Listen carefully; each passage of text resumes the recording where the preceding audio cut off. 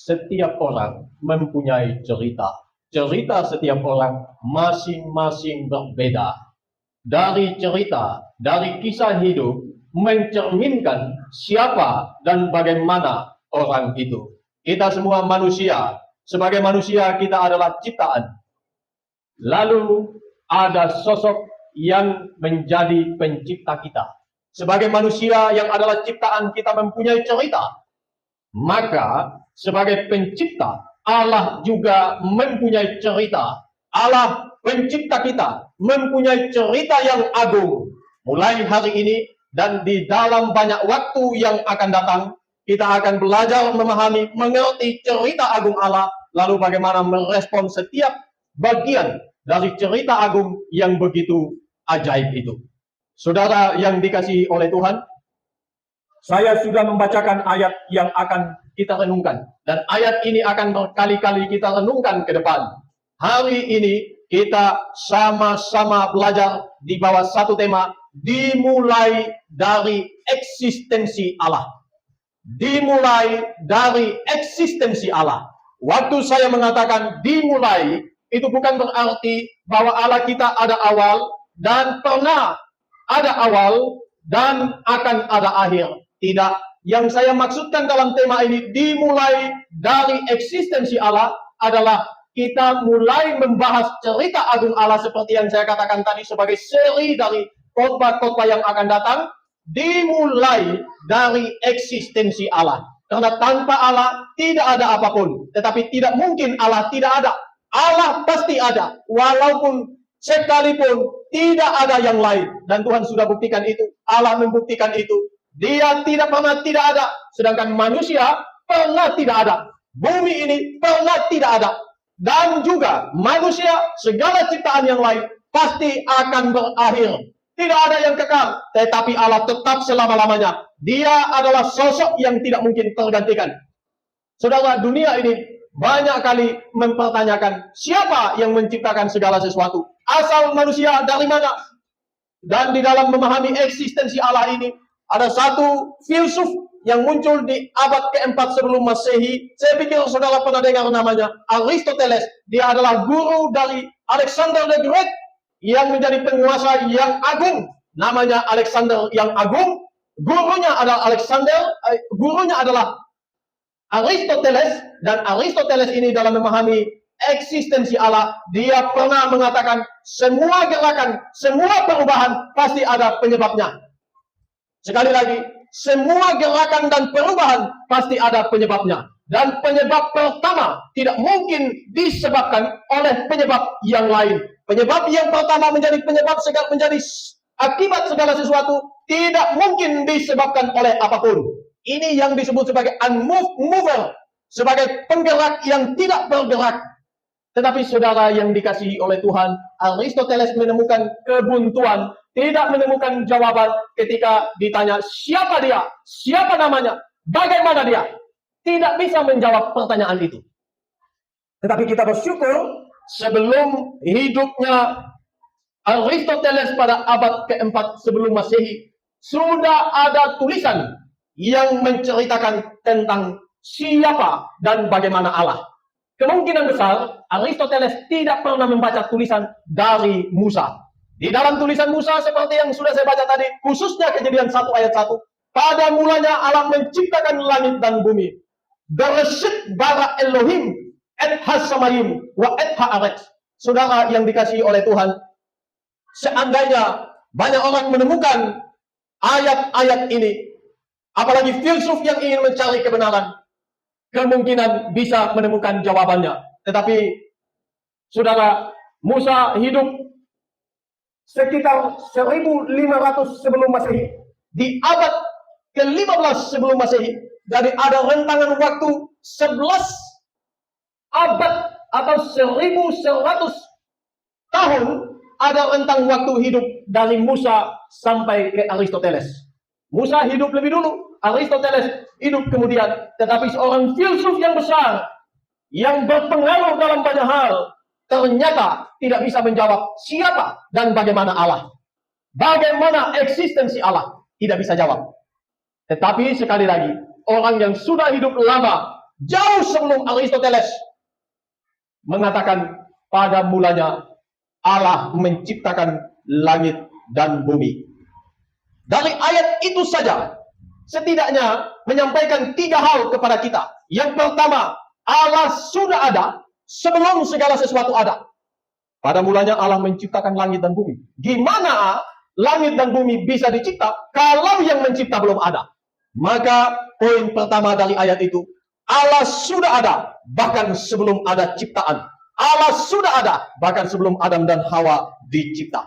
Lalu yang kedua, Allah aktif mencipta, bukan sekedar menjadi penyebab dari segala sesuatu ada. Saudara, kita tidak percaya bahwa hidup di dunia ini dan dunia serta alam semesta termasuk manusia di dalamnya ada karena evolusi. Semua ini boleh ada dan teratur adanya oleh karena ada kuasa, ada sosok yang bereksistensi yang menyebabkan semua ini ada. Saudara, itu poinnya, Allah dengan aktif mencipta. Dia tidak pasif, dia tidak sekedar menjadi penyebab pasif daripada segala sesuatu yang ada. Dia mengatakan, jadilah, maka semua jadi. Di situ kita membaca, pada mulanya Allah menciptakan. Dari kata bara, itu kata kerja aktif. Belum waktunya. Beberapa waktu ke depan, kita akan secara spesifik mengenai Allah mencipta. Yang ketiga dari ayat itu, kita dapat memahami bahwa Allah yang menjadi pencipta tidak terpengaruh, tidak terdelusi, tidak terserap di dalam ruang, waktu, dan materi. Tidak, karena dia yang menciptakan waktu, dia menciptakan ruang, dia yang mencipta materi. Tak mungkin dia ada terserap dipengaruhi oleh ketiga hal itu. Kita hidup di dalam konteks 3 itu. Saya dan saudara pasti ada dalam satu ruang untuk bisa hidup. Tanpa ruang kita tidak bisa hidup. Tanpa kita pijak bumi ini, kita tidak bisa hidup. Yang pertama. Yang kedua, kita hidup di dalam waktu. Mana mungkin kita hidup tanpa waktu? Karena kita bukan makhluk yang abadi. Ada waktunya kita tidak ada, dan sekarang kita ada. Tetapi yang ada ini, ada waktunya akan lenyap juga. Yang kedua, Allah tidak terpengaruh oleh waktu. Yang ketiga, tidak terpengaruh oleh materi. Saudara bayangkan, ada manusia yang tanpa fisik. Ada manusia yang tanpa tubuh. Maka manusia seperti itu adalah hantu, adalah jadi-jadian. Tetapi manusia yang utuh tidak begitu. Manusia yang utuh ada di dalam satu keutuhan, baik jiwa maupun raganya. Baru disebut manusia yang hidup. Tetapi Allah tidak terpengaruh dengan itu. Waktu dia datang di dalam kemanusiaan, dia mengenakan kemanusiaan. Ya, dia tidak melepaskan materinya. Tetapi pra-eksistensi daripada Allah, khususnya anak Allah sebelum jadi manusia, dia tidak dipengaruhi oleh 3 hal itu. Sama sekali tidak. Maka ayat itu jelas mengatakan kepada kita bahwa eksistensi Allah sudah ada jauh sebelum segala sesuatu ada. Pada mulanya Allah menciptakan langit dan bumi. Saudara yang dikasihi oleh Tuhan, ada satu tokoh yang hidup di abad ke-13, namanya Thomas Aquinas. Di dalam mencari kebenaran dan menemukan kebenaran, dia mengkombinasi antara filsafat dan juga teologi, supaya dengan pendekatan-pendekatan demikian, akal yang terbatas ini boleh menjangkau dalam taraf tertentu akan pengertian, pengenalan akan Allah. Dia mengajukan 5 argumen utama untuk menjadi bahan pertanyaan dan refleksi supaya seseorang bisa menyadari eksistensi Allah. Yang pertama, dia mengambil itu dari sisi motion, pergerakan. Dia mengatakan segala sesuatu yang bergerak ini pasti ada sebab yang menggerakkan. Sekali lagi, segala sesuatu yang bergerak ini pasti ada yang menggerakkan atau digerakkan oleh yang lain. Tetapi dia sampai pada satu kesimpulan, dan ini benar, bahwa penyebab pertama tidak mungkin digerakkan oleh gerakan yang lain. Jadi sudah perhatikan, kita bergerak, segala sesuatu bergerak, ini pasti ada sebabnya, ada penyebabnya, ada yang menggerakkan. Tetapi kalau kita runut, saya digerakkan oleh hidup saya digerakkan oleh ini, dan seterusnya digerakkan. Lalu sampai pada titik kebuntuan, lalu yang terakhir ini siapa yang menggerakkan? Maka di situ muncul pertanyaan, siapa yang menjadi penggerak pertama itu, yang menggerakkannya? Maka sampailah pada satu jawaban yang diberikan. Itu pasti adalah sosok yang tidak terpengaruh oleh gerakan apapun. Dan Thomas Aquinas menjawab itu adalah Allah. Itu adalah Allah. Dan yang kedua, dari pendekatan kausalitas, Hukum sebab akibat, saudara, kita ada oleh karena ada sebab. Kita ada oleh karena papa dan mama kita. Lalu terus demikian adanya. lalu kita mulai runut. Papa dan mama kita ada oleh karena ada sebab. Siapa? Pasti papa dan mamanya. Lalu papa dan mama mereka, siapa yang menjadi sebab? Terus dirunut sampai pada akhirnya, sampai pada manusia yang awal. Lalu akan bertanya, manusia yang awal dalam konteks iman kita, Adam dan Hawa, siapa yang menyebabkan mereka ada? Di situ akan titik kebuntuan. Adam dan Hawa, siapa yang menyebabkan mereka ada? Dan ini hanya bisa dijawab jikalau seseorang percaya bahwa Allah yang menciptakan. Poin yang kedua. Lalu yang ketiga, mengenai keberadaan, pendekatan keberadaan yang niscaya. Saudara, seperti saya katakan tadi, bahwa semua yang ada bisa tidak ada. Meja ini sebelumnya tidak ada. Oh no. Mimbar ini sebelumnya tidak ada. Dan di dalam karya sang pembuat, dia merancangkan itu, jadilah podium, jadilah mimbar ini. Semua yang kita lihat sebelumnya tidak ada, termasuk saya dan saudara.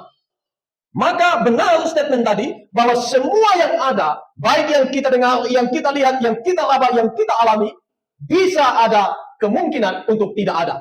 Bahkan sebenarnya itu menjadi satu keniscayaan tidak ada.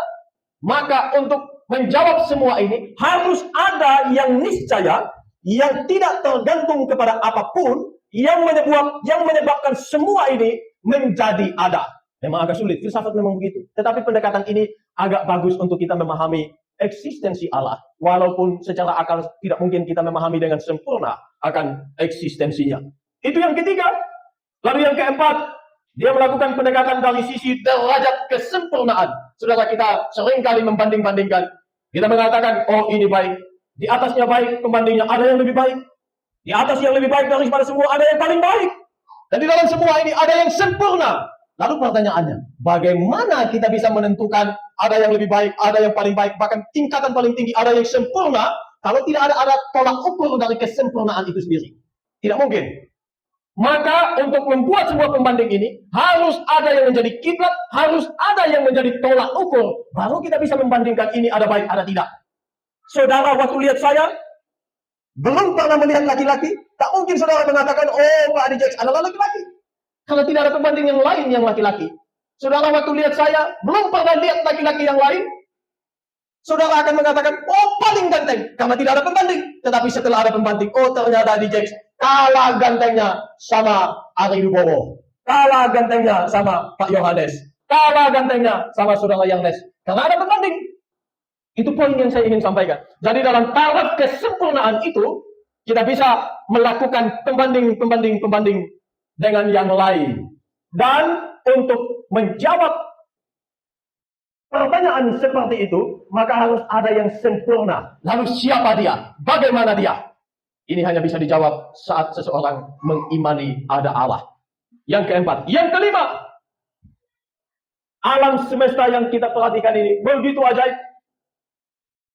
Teratur dan tertata begitu rupa.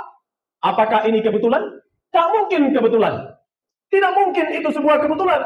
Pasti ada perancang agung daripada semua ini. Dan untuk menjawab ini harus mengakui bahwa ada Allah. Tidak mungkin ini berjalan berjuta-juta tahun. Tidak mungkin.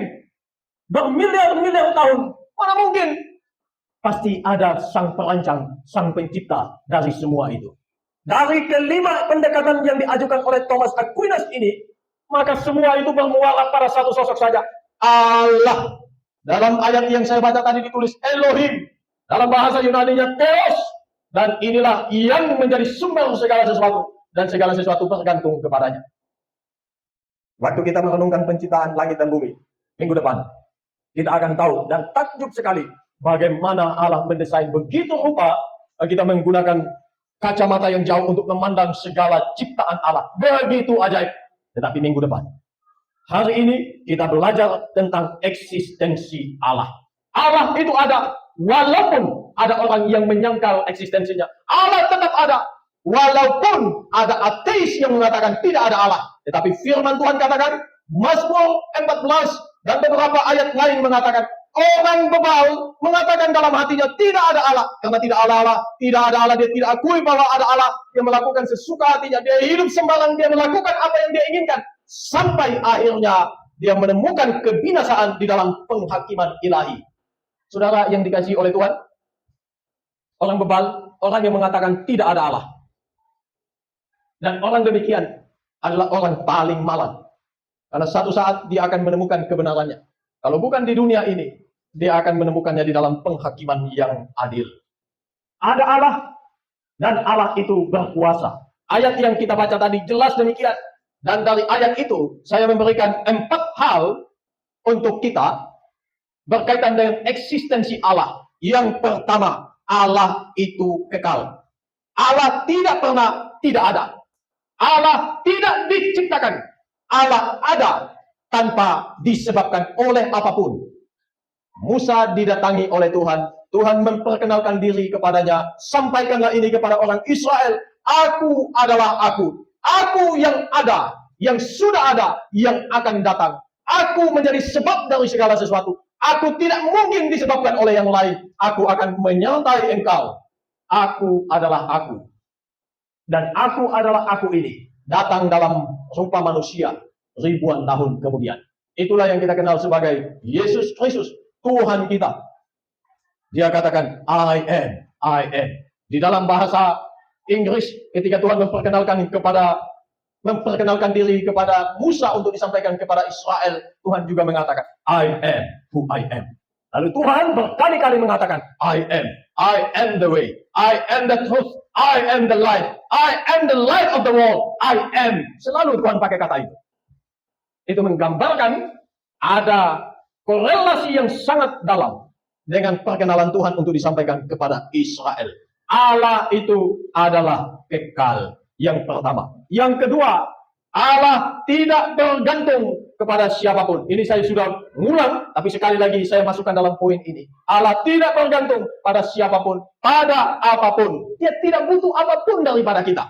Kalau Tuhan mengatakan, engkau semua umatku, muliakanlah aku. Bukan supaya Tuhan tambah mulia, tetapi karena memang dia cipta, dia desain kita untuk mempermuliakan namanya. Jadi Allah tidak mungkin kurang mulia saat ada manusia tidak muliakan dia. Allah akan tambah mulia saat semua manusia memuliakan dia. Tidak demikian adanya. Karena siapakah di antara manusia, firman Tuhan katakan, yang bisa menambahkan sesuatu kepadanya supaya dia makin bertambah? Bukankah segala sesuatu datang daripadanya? Bukankah segala sesuatu bergantung kepadanya? Kalau segala sesuatu demikian adanya, mana mungkin yang dicipta ini bisa menambahkan sesuatu supaya Tuhan makin mulia, supaya Tuhan makin oke, supaya Tuhan makin dikenal? Tidak mungkin. Dia tetaplah demikian adanya, karena dia tidak bergantung kepada apapun. Yang kedua. Yang ketiga, Allah tidak berubah. Oleh karena Allah tidak dipengaruhi oleh ruang, waktu, dan materi, maka tidak mungkin Allah berubah-ubah. Manusia sudah perhatikan, banyak sekali perubahannya. Bukan hanya pikirannya yang berubah. Yang paling gampang diperhatikan, lihatlah fisik kita. Belasan tahun yang lalu, puluhan tahun yang lalu, kita masih anak-anak. Sekarang kita sudah jadi pemuda. Sekarang kita sudah jadi dewasa. Dan 20-an tahun yang akan datang, atau puluhan tahun yang akan datang, kita sudah pakai tongkat. Bukan untuk gaya-gayaan, tapi untuk menopang tubuh yang sudah renta. Menopang tubuh supaya bisa berjalan. Ditambah puluhan tahun kemudian lagi, sudah tinggal lama. Itu artinya ada perubahan yang terus terjadi di dalam hidup kita. Tapi Tuhan tidak. Dia tetap ya dan amin. Dia adalah yang awal dan yang akhir. Dia adalah tidak pernah berubah-ubah dari selama-lamanya sampai selama-lamanya. Allah tetaplah Allah. Dia tidak mungkin berubah-ubah dalam apapun. Baik dalam pikiran, dalam pengetahuan, dalam hikmat dan bijaksana, maupun di dalam eksistensinya, keberadaannya, tujuannya, dan segala sesuatu sejauh berkaitan dengan Allah. Tidak mungkin ada perubahan. Itu yang ketiga. Yang keempat, ayat itu menggambarkan kepada kita, Allah adalah sumber, sebab, dan tujuan dari segala yang hidup. Saya ulang, ini yang akan saya tekankan. Allah menjadi sumber, sebab, dan tujuan dari segala yang hidup. Saya dan saudara demikian. Sumber kita adalah Allah. Sebab kita ada karena Allah. Dan tujuan kita ada haruslah untuk Allah. Itu sebab waktu merenungkan bagian yang dalam ini, firman Tuhan ditulis dalam pimpinan Roh Kudus dalam Roma 11 ayat 3-6. Sebab segala sesuatu adalah dari Dia dan oleh Dia dan kepada Dia. Bagi Dialah hormat dan kemuliaan selama-lamanya. Dalam memahami tujuan hidup kita, intinya dengan berbagai kehidupan yang Tuhan beri kepada kita, intinya muliakanlah Allah. Muliakanlah Allah. Itu yang harus jadi moto kita. Soli Deo Gloria. Kemuliaan hanya bagi Allah. Saya berkali-kali tekan ini. Karena memang ini adalah tujuan Allah. Sehingga kita ada sampai hari ini. Kalau kita bernapas sampai hari ini, mari kita temukan apa tujuan Tuhan bagi saya. Apa tujuan Tuhan bagi saudara. Karena Tuhan pasti memberi tujuan yang jelas kepada kita. Dan di dalam tujuan itu Dia ingin kita temukan apa tujuannya untuk kita masing-masing. Dan di dalam inilah, bahkan makan pun kita harus bertanya, kita sedang mempermuliakan Tuhan atau mempermuliakan perut? Waktu kita minum, kita sedang mempermuliakan tubuh atau sedang mempermuliakan Allah? Waktu kita melakukan apa saja, firman Tuhan katakan, kita sedang mempermuliakan Allah atau mencurinya daripadanya untuk kita pakai untuk kemuliaan diri. Bertanya tentang itu. Karena tujuan dari segala yang hidup, saya lebih spesifikkan, tujuan dari saya dan saudara ada. Hidup sampai hari ini. Supaya kita menemukan tujuan Tuhan, menghidupinya sampai Tuhan panggil kita. Poinnya itu, Allah bereksistensi. Allah yang bereksistensi ini, Dia memberi kita eksistensi. Dan di dalam eksistensi kita, kita tidak boleh hanya sekedar hidup, tetapi kita hidup harus mencapai tujuan ilahi. Itulah eksistensi kita. Hidup tidak seperti hewan, hidup tidak seperti manusia yang tidak kenal Allah, tapi kita hidup sebagai manusia yang mempunyai tujuan ilahi, menemukannya di dalam hidup, dan hidupilah sampai Tuhan panggil. Itu poin dari firman Tuhan pada kesempatan baik.